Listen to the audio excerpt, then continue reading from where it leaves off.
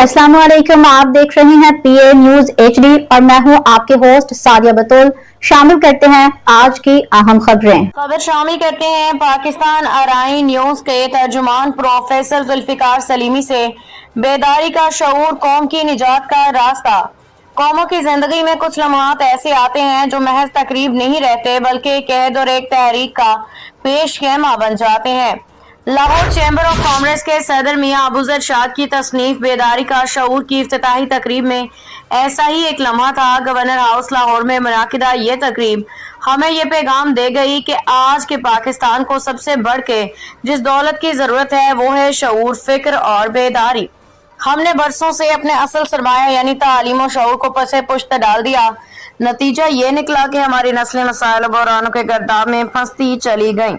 ऐसे में अबूजर शाद जैसे अहले दानिश जब कलम को हथियार बनाकर नई नस्ल के जहनों को झंझोड़ने की कोशिश करते हैं तो महज एक अदबी खिदमत नहीं बल्कि कौमी जिम्मेदारी का अदा करना है। किताब बेदारी का शऊर का एजाजी तोहफा जब मियां मोहम्मद सईद डेरे वाले सदर अंजुमन अराइया पाकिस्तान को पेश किया गया तो ये मंजर एक अलामत बन गया।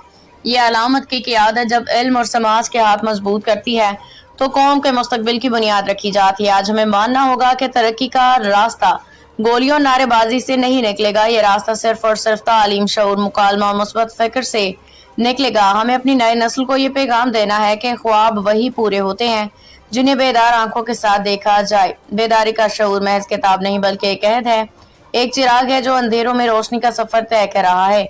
अगर हमने इस चिराग को बुझने ना दिया तो ये कौम एक नए सवेरा की तरफ जरूर बढ़ सकती है। न्यूज स्टूडियो से अब तक के लिए इतना ही। मजीद खबरों और अपडेट्स के लिए देखते रहिए पीए न्यूज एचडी।